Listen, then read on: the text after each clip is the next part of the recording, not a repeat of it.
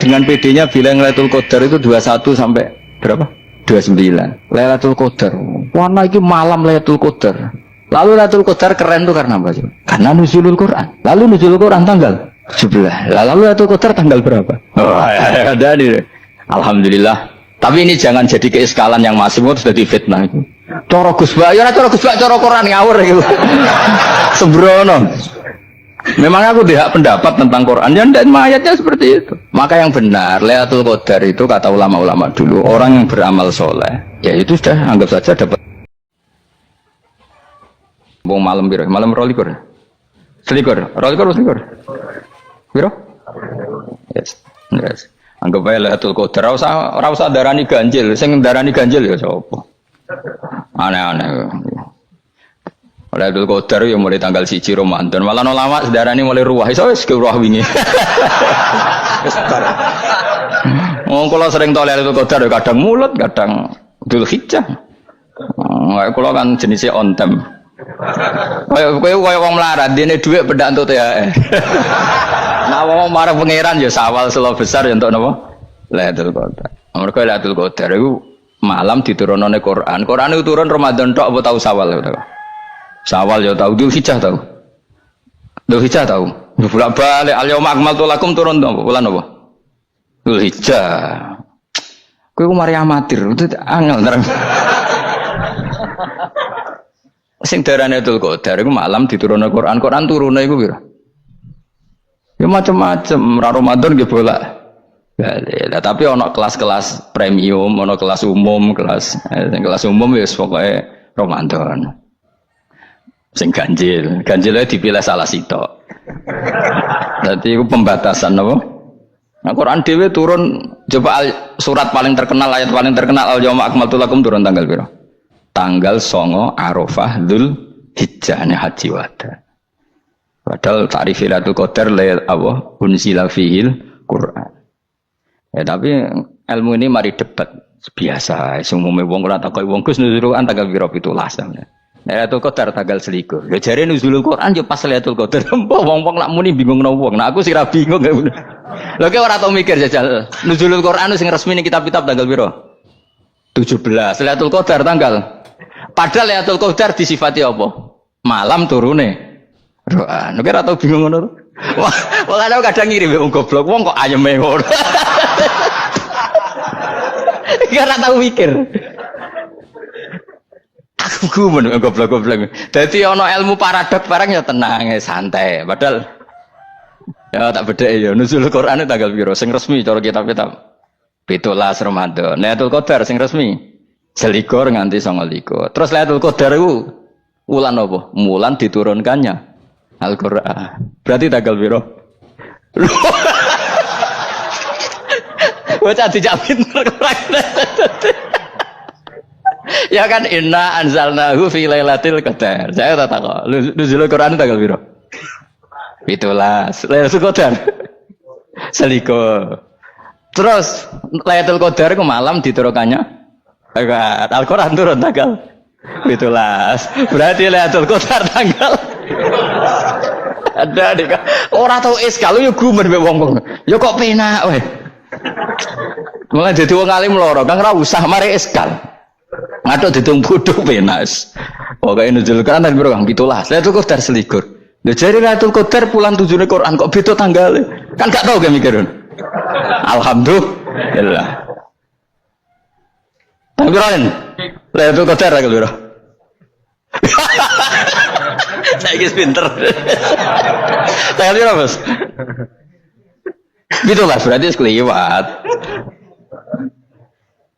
Jadi ilmu itu kabeh bingung no kan. Ya biasa bingung. Mulane yang bodoh barokah. Barokah. Barokah. Kula cara ora dipilih pangeran nggih milih dadi wong bodoh, tapi wong pangeran milih kula dadi wong pinter dadi tak syukuri wae. Tapi kadang kula iri, wong bodoh ku iri. Modele penak urip ngono. Santai. Ya saiki ya Lailatul Qadar ku sifate apa? Inna anzalnahu fi lailatul. Normale kan ainun nuzulil Quran yo ainul lailatul qadar. Berarti tanggal piro? Dorawade lagi. Innalillahi wa inna ilaihi raji'un. Kita warai ilmu cara wong alim. Meskipun sampean boleh bantah siji yo kadang keterbatasan ilmu. Nomor loro hasud, bantah kan sebabnya macam-macam. Hasud, nomor telu bantah gue kegiatan. Kayak wong kuliah nak agak kritis kan darani ra pinter. Jadi cocoklah ya kudu bantah. Engko khas-khasan cerdas apa? Nomor 4 bantahan itu sifatnya wong wedok. Menang kalah protes. Berarti kowe ora lanang berarti wedok, tukang protes itu wedok.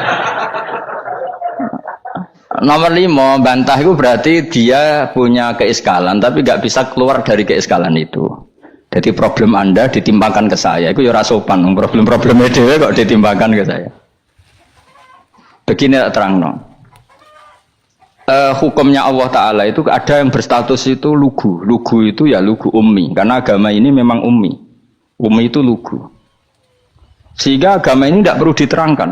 Ketika Abu Hanifah, agama ini ketika datang itu orang lugu. Lugu itu murni. Murni itu proporsional.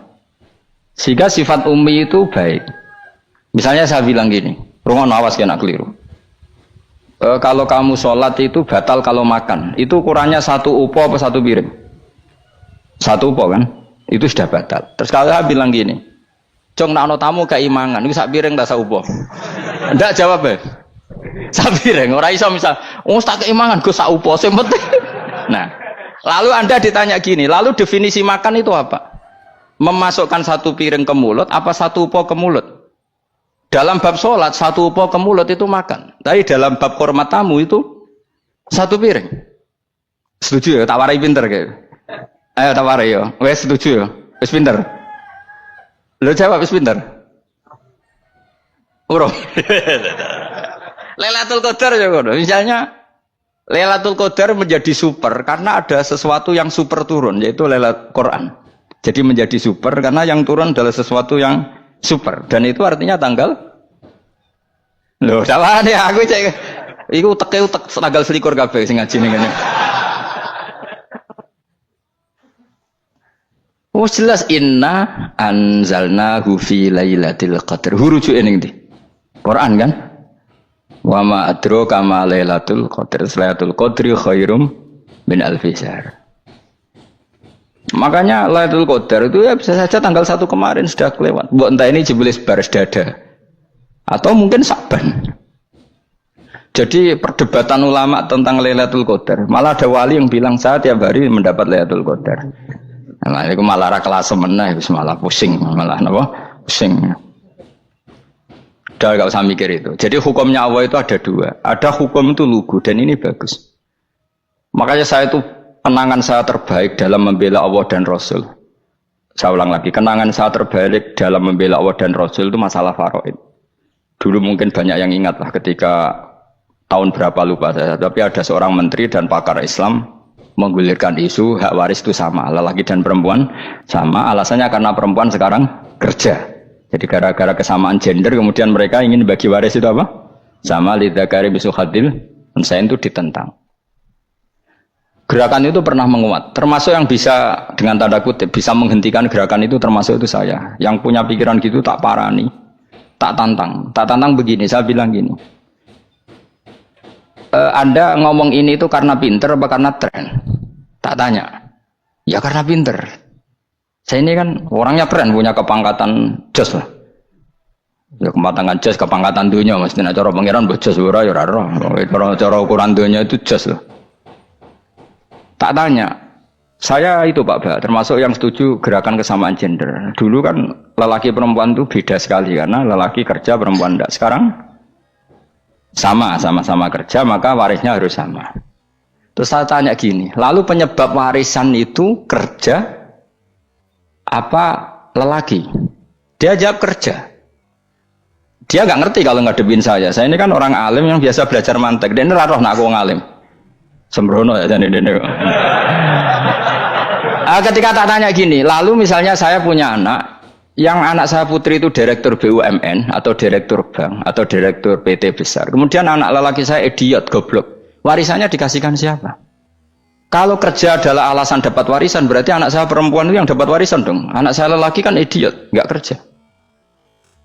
Lalu warisan itu berdasar prestasi apa empati? Kalau berdasar prestasi malah Anda ini aneh. sudah kerja direktur BUMN hanya karena dia kerja, dia dapat warisan karena Anda bilang asbabul irsi adalah kerja.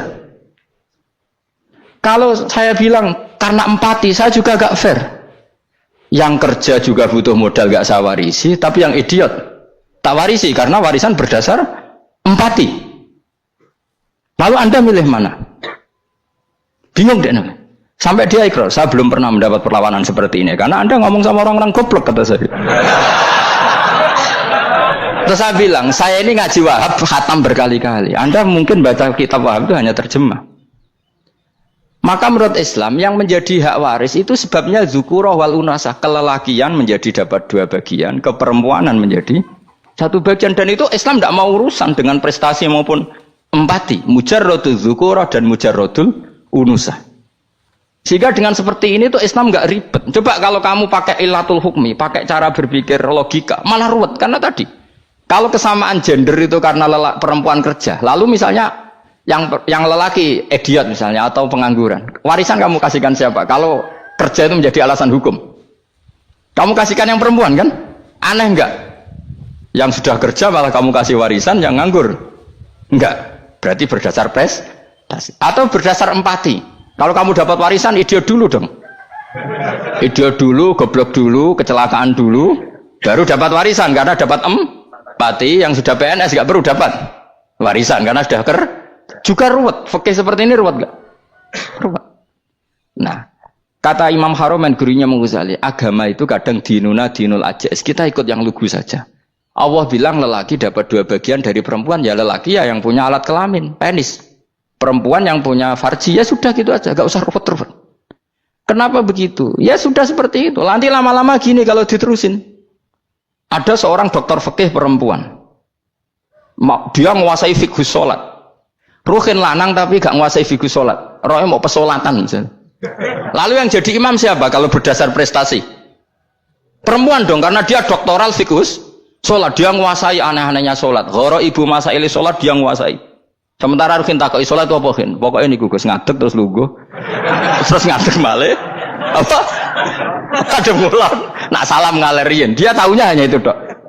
Lalu kalau nuruti imam sholat adalah yang terpandai dalam fikih sholat, tentu yang imami perempuan. Tapi agama ini tidak seperti itu. Pokoknya wong lanang imami, wong beda. Jadi makanya kata Imam Haromen dinuna dinul ajais sampai Said Muhammad itu sering ngutip beliau gini kan, Allahumma imanan ka imanil ajais, ya Allah semoga iman saya menerima konsep engkau itu ka imanil ajais, imannya wong wedok-wedok sing lugu, ajus itu perempuan lugu yang sudah sepuh. Jadi misalnya ngukur anak seneng ya anak kono gedang goreng ngekei duwe, ya lugu saja, itu bagus daripada kamu pakai argumentasi, karena argumentasi ini sebetulnya kelihatan cerdas tapi ada kebodohan masif. Karena tadi kalau hak waris kita otak-atik dengan prestasi, maka yang pro empati akan protes. Paham ya? Masa yang sudah kerja dikasih banyak, yang idiot enggak? Tapi kalau berdasar empati juga aneh. Masa dapat warisan harus goblok dulu, harus kecelakaan dulu. Maka Rasulullah pernah ngendikan ketika ditanya, lalu warisan untuk siapa ya Rasulullah? Nabi jawabnya lucu. Fali aula rojulin dakarin. Jadi Nabi sempat ngendikan kata rojul. Kemudian direvisi dakarin. Fali aula rojulin dakarin. Semua ulama ngendikan dakarin di sini adalah badal. Nabi ngendikan rojulin, kemudian Nabi ingat kalau rojul itu identik dengan lelaki dewasa, apa? Kemudian Nabi mengulang lagi zakarin, tidak harus dewasa, yang penting lelaki. Jadi meskipun baru lahir, kalau dalam keadaan baru lahir namanya apa? Kan zakarin kan? Belum bisa dikatakan rojul. Paham ya? Nabi ngulang 2 kali, fali aula rojulin zakarin. Ini penting saya utarakan supaya clear. Jadi agama itu gak usah diotak-atik. Ya itu tadi misalnya imam sholat itu lelaki, ya sudah lelaki. Lelaki itu apa? Yang punya alat kelamin lelaki. Jangan dibalik ini. Yang dikatakan lelaki itu orang kuat. Jika meskipun perempuan kalau kuat, misalnya perempuan anggota poluan, lelakinya cemen, idiot, maka imamnya perempuan gitu. Karena makna lelaki adalah kuat. Ini keruwetan. Jadi agama itu tidak seperti itu. Nah sekarang kembali ke pilihan. Yang dikatakan pilihan itu orang hebat. Apa yang dipilih? Apa berdasar definisi? Apa berdasar kehendak yang milih? Ya kok mulai do pinter, tumben do pinter. Alam raya ini milik Allah. Dan semua di alam raya ini milik Allah. Maka dipilih tidak dipilih itu terserah yang punya apa terserah kita. Apa terserah kriteria, apa terserah definisi. Dalam konteks kita sebagai objek diambil, tentu terserah yang punya. Kemudian Allah bilang, orang-orang itu saya pilih. Nah kalau milihnya Allah berdasar kepunyaan, tentu Allah boleh dong memilih orang yang sebetulnya berstatus dolim. Ya tapi ya tetap dia dolim, tapi ya tetap dipilih. Kenapa ya? Karena Allah yang punya. Saya misalnya orang kaya, boleh nggak punya HP buruk? Boleh kan? Terserah saya.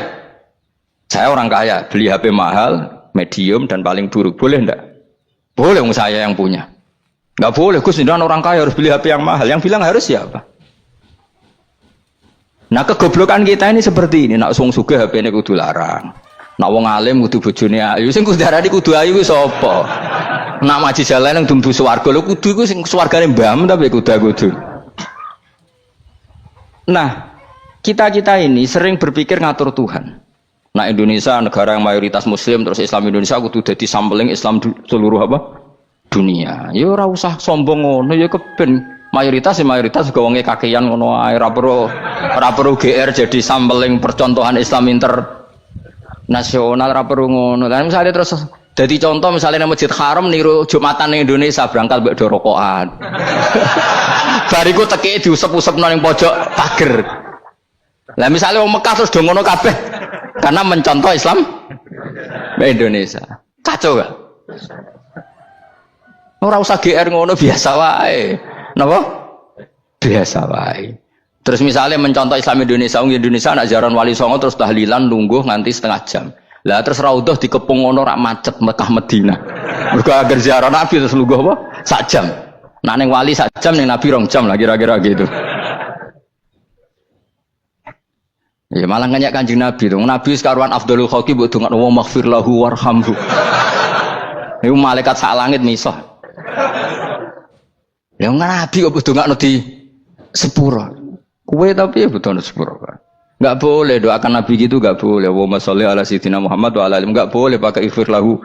Masalahnya tahlilan apa alam donga iku terus kamu gunakan. Ya misalnya terjadi percontohan Islam dunia terus Nabi kabudut ditalkin, nak ditakoki waman rabbuka piye. Terus Nabi warai waman nabiyuka. Mesti Nabi yo pro, lah aku Nabi coba takoki. Jadi kita ini sering kumo luhur karena kita mayoritas terus jadi percontohan Ora usah ngono. Paham ya napa? Ndak usah ngono, mayoritas ya mayoritas sae, tapi ora usah GR jadi apa? Percontohan internasional. Mungkin kalau masalah Islam damai ya bagus. Tapi itu kan tidak hanya Indonesia. Di mana-mana yang Islam damai juga banyak dan yang tukaran juga banyak. Toh yang tukaran nggak pernah maklumatkan diri ini percontohan janda. Ya biasa saja. Saya ulang lagi ya. Maka menurut saya nggak akan benar pendapat Khawarij atau pendapat Islam yang keras bahwa orang dosa besar itu keluar dari Islam. Karena ketika Allah mengatakan kemudian aku pilihkan kitab ini tak kasihkan orang-orang yang saya pilih, itu diantara yang pertama adalah meskipun mereka sebagian tetap zalim. Artinya tetap zalim itu tidak menjadi dia keluar dari status Islam. Paham ya? Sekarang saya tanya, yang dikatakan warga Indonesia itu siapa? Ya siapapun yang bergeografis di Indonesia, lahir sebagai akte Indonesia, ya orang Indonesia. Kemudian ada yang penjahat, ada yang maling, kita penjara. Apa dia keluar dari kebangsaan Indonesia? Enggak kan? Sama ketika orang Islam menjadi zina dan fase koruptor, keluar dari Islam enggak? Enggak. Karena Allah tetap bilang famin. Apa? Famin. Jelas ya? Wes kayak gak ngarah Khawarij. Kenapa? Kalau Khawarij cara berpikir itu ekstrim. Setiap dosa besar itu mengeluarkan orang dari status Islam. Oh, itu bahaya sekali. Karena nanti kalau itu iya, kita akan kehilangan banyak orang nopo Islam. Makanya Nabi nanti ngendikan, saya berharap yang nanti masuk surga dari umatku itu separuh, 2/3. Itu kata ulama-ulama. Kalau kita pakai mazhab Khawarij, orang Islam itu tidak sampai 1/3. Karena banyak yang keluar dari Islam. Duwe keris gak Islam, duwe akeh ra Islam, nglakoni jimat gak Islam, nyekel patok gak Islam, dosa gede gak Islam, korupsi gak Islam. Terlalu banyak yang kita usir dari Islam. Lalu kita ngusir atas nama apa? Coba. Kalau atas nama Tuhan, kamu tidak Tuhan. Atas nama wakil Tuhan, Tuhan tidak pernah mewakilkan ke Anda. Orang no mandate. Yang kita tahu dari Quran ya ayat ini, tsumma awrasnal kitabal ladzina astafaina min ibadina. Kemudian kitab ini tak kasihkan orang-orang yang saya pilih, dan orang yang saya pilih itu faminhum zalimul li nafsi, dan sebagian dari itu adalah orang zalim, dan itu jelas bagian dari itu. Artinya keluar apa masuk? Keluar apa masuk? Masuk. Meskipun ya yang zalim tetap berstatus zalim, kayak warga Indonesia, ini semua warga Indonesia. Paham ya? Yang maling ya tetap warga Indonesia, meskipun ya tetap maling. Jelas ya? Betul nanti. Makanya ahli sunnah itu pendapatnya falam nukafir mu'minan bil wisri. Kita tidak akan mengkafirkan orang mukmin hanya karena melakukan dosa. Kenapa ya? Karena Allah bilang faminhum setengah sangking itu masuk bagian. Dan itu luar biasanya Allah disebut istofaina. Tetap orang-orang pilihan.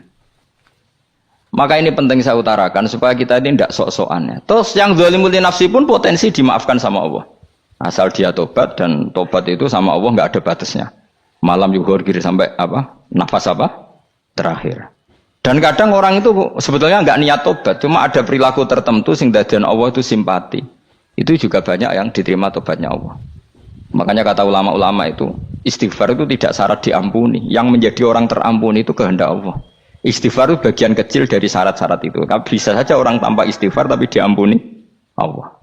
Misalnya Allah dawuh, wa yaghfiru ma duna dzalika liman yasha. Itu bukan liman yastaghfir tapi liman yasha. Contoh masyhur kan, kamu pernah dengar kan, ada orang nakal itu, mumisah itu ya kira-kira lonte atau apalah. Dia datang pulang ketika melihat anjing ngeleti pasir, dia berpikir ini kehausan kayak saya. Kemudian dia turun ke sungai memberi minum anjing itu, kemudian Allah memaafkan dia karena itu. Pas itu di semua hadis riwayatnya dia tidak pernah istighfar. Telah punya perilaku yang menjadikan dia diampun. Banyak enggak seperti itu? Banyak, makanya wa yaghfiru ma duna dzalika liman yasha. Mayasa itu ya yang digedaki Allah. Bisa saja kalian ini sering istighfar tapi enggak dimaafkan Allah. Tapi delalah punya satu perilaku yang cara Allah itu penting, kemudian dimaafkan. Kayak Saharatu Fir'aun itu dia tidak pernah istighfar, tukang sihir Fir'aun. Dia diampuni Allah, dikasih iman tuh gara-gara jadi wong Jogja. Wis ngono tok. Jadi pas mau duel adu sihir. Iku delalah dekne mendingan ya. Qalu ya Musa imma antulqiya wa imma annakuna nahnul mulkin. Monggo jenengan riyen napa kula riyen. Dadi gara-gara dekne didikan Jogja niku.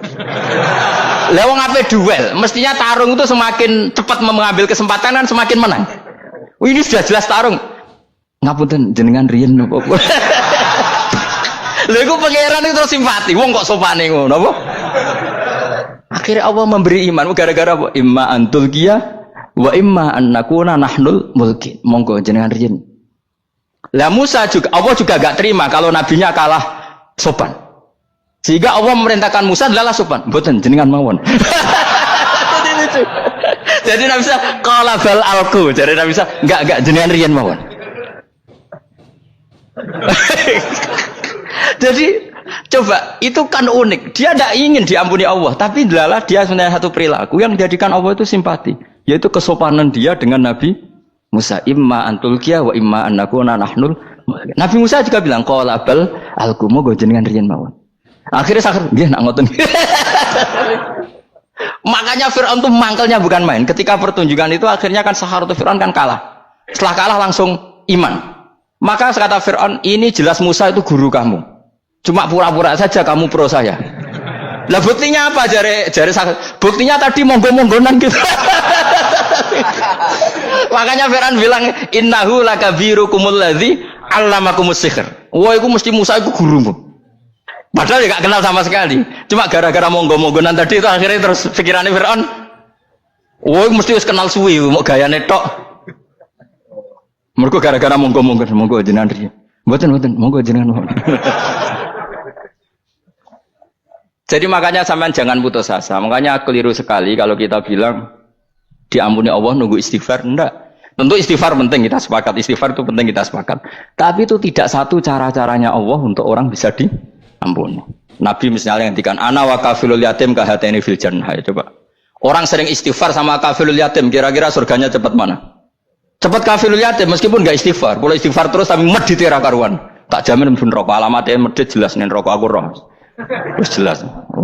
Al-bakhil itu koribun minan nar, jelas alamatnya deket-deket situ lah, paham ya? Wes jelas as-sakhi qaribun minallah, qaribun minan nas, baidun minan nar. Nah al-bakhil baidun minallah, baidun minal jannah, qaribun minan nar. Jadi wong medhit itu ya deket-deket situ alamatnya sudah jelas deket-deket neraka. Ana wa kafirul yatim kahateni fil berapa? Apa semua yang dimaafkan Allah Nabi nyebut syaratnya istighfar? Kebanyakan malah enggak. Orang alim misalnya. Makanya orang alim kalau jarang istighfar kamu tidak usah iri. Orang alim itu mulang tok, itu langit bumi mintakan ampun. Wa innal alima lastaghfiru lahu man fis samawati wa man fil ard hatta khitan fil bahr. Orang alim itu otomatis dimintakan maaf oleh langit dan bumi sampai iwak ning laut. Mulane jenenge Gus Pak jarang istighfar. Aku sing istighfar iki akeh sembrono. Langit bumi no. Mulane kula nu jarang istighfar bukan karena saya sombong, memanfaatkan istighfar mereka no. Dan saya yakin itu lebih mandi timbang istighfar saya. Koman fis samawati nglebokno Jibril, Mikail. Orang-orang keren apa makhluk-makhluk apa? Keren. Saya baru cari hadis yang wa innal muta'allim sing ijek belajar tapi belum ketemu. Nanti kalau ketemu tak kasih tahu apa? Karena hadisnya yang saya baca masih wa innal alim apa? Orang alim jadi agak ketat. Nah, nanti kalau sudah ketemu wa innal muta'allima. Nanti dicari. Tapi pasti palsu kalau ada itu. Karena semua tagnya itu apa? Alim. Atau ya kamu alim dibanding yang di bawahnya. Ya semoga itu masuk apa? Jadi dibanding orang Papua kan harus alim. Saya ulang lagi ya, ini penting sekali. Jadi latihlah jangan punya gerakan takfiri orang lain dianggap kafir, orang lain dianggap kafir karena Allah tidak pernah mengusir hambanya. Meskipun apapun salah najiyah, kata Allah tetap faminhum. Apa? Faminhum. Hum itu rujuknya ke yang depan. Jadi termasuk orang-orang yang saya pilih adalah faminhum zalimul li nafsi. Tetap dia di arena itu. Nisbatnya Islam ya tetap di area Islam itu. Meskipun yang ya kayak warga Indonesia coba. Warga Indonesia itu siapa? Yang terlahir di Indonesia dan ber-KTP berkartu keluarga Indonesia sudah. Nanti tentu yang bajingan tetap bajingan, yang koruptor tetap koruptor. Tapi menjadi warga Indonesia terus keluar dari warga Indonesia. Tetap warga Indonesia. Kira-kira seperti itulah analoginya. Tetap istofaina, tapi tetap berstatus faminhum dhalim. Tapi rujuknya kan tetap faminhum ikut setengah sangking alladzinas tofaina. Mulane ngaji sing tenanan. Kowe ora usah anut khawarit. Khawarit ku apa? Ngamukan. Sidik-sidik wong liya salah itu apa-apaan. Loh saya juga mangkel be wong dhalim. Semua orang soleh mangkel be wong dhalim. Tapi ya dihukum saja. Misalnya dalam Islam ada qisas, ada had. Ada hadul qadzaf, hadus sariko, ya hukuman saja, tapi hukuman itu tidak bisa menghilangkan status. Ya sama seperti manusia tetap manusia, meskipun apapun dia ya manusia. Ya tadi misalnya manusia itu siapa? Ya manusia itu ya manusia. Terus kamu bikin orang yang standar ideal manusia adalah yang berperilaku baik, yang nggak pernah salah. Kemudian kalau Zaid itu maling berarti tidak manusia. Terus barangnya apa? Ketek. Tidak bisa, makanya kembali lagi dinul aja. Kamu bikin definisi manusia itu tidak usah seangkuh itu. Manusia seperti ini manusia ya sudah, maling ya manusia, orang soleh ya manusia, orang sedengan ya manusia. Lelaki itu apa? Yang punya alat kelamin penis itu lelaki titik sudah. Sehingga nanti warisannya ya dia lelaki. Sholatnya dia bergaya. Kamu tidak usah bilang gini, lelaki adalah yang cakap memimpin, yang maco, yang kuat. Jika kalau tidak seperti itu namanya perempuan. Terus kamu membolehkan yang seperti ini jadi makmumnya perempuan. Imamnya perempuan sing maco. Kacau enggak kalau agama nuruti logika-logika itu? Enggak, jawab aja. Kacau. Lalu lucunya sekarang banyak kecerdasan yang mengarah ke sana. Makanya agama ini jadi kacau. Karena sudah ada dinul ajais. Agama ini agama ummi. Ya agama ini agama ummi. Kata Allah huwallazi ba'atsa fil ummiyin. Ummiyin itu lugu itu polos. Jadi kalau orang polos misalnya gini, ini apa? Kira-kira kalau jawab orang polos ini, jam. Bagus kan jam? Jam untuk apa? Penunjuk waktu ya sudah seperti itu. Tapi kalau orang engkek, ini itu apa jam? Itu barang murahan, bulat kan oleh jawab. Ngomong Pak mobil carry itu apa? Itu black melaku. Yang mobil itu Alphard. Jadi kacau. Enggak boleh agama dibawa ke sana. Apa? Agama di sana dibawa ke sana. Nah itu madzhabnya ahli sunnah apa? Wal jamaah. Ketika Rasulullah ngendikan la yu'minu ahadukum hatta yuhibba li akhi, ora kok diarti ini ora iman. Jika yang menyala itu tidak iman, tidak seperti itu cara mengartikan ahli sunnah wal jamaah. Karena status itu tidak pernah hilang. Yang hilang hanya kesempurnaannya. Paham ya? Kesempurnaan kita jadi manusia hilang karena kita maling, karena jadi koruptor. Tapi tetap kita manusia. Kesempurnaan kita sebagai orang mukmin hilang kalau kita fasik. Tapi kita tetap mukmin. Paham ya? Makanya setiap hadis gitu kata ahli sunnah la yu'minu imanan kamilan. Wis dong ya. Dong. Ya terus alhamdulillah subhanallah. Ya dalim semalam 22. Malam Lailatul. Aku kadang yang melok goblok aduh. Saya tuh sering dididik sama bapak saya, sekumpul wong akeh ya kudu melok goblok guys. Makanya bapak itu kalau ada orang pidato, bapak kan juga enggak suka pidato juga, tapi ya kerso kadang-kadang, saya pun kadang-kadang kerso. Asal sing utus pernah guru, pernah sepuh kadang kerso. Nah, bapak nak bahas pengajian ngomongin balik dari bapak, malah bingung ngomong apa wae. Coba kita dengan PD-nya bilang Lailatul Qadar itu 21 sampai berapa? 29. Lailatul Qadar. Warna iki malam Lailatul Qadar. Lalu Lailatul Qadar keren tuh karena apa? Karena nuzulul Quran. Lalu nuzulul Quran tanggal 17. Lalu Lailatul Qadar tanggal berapa?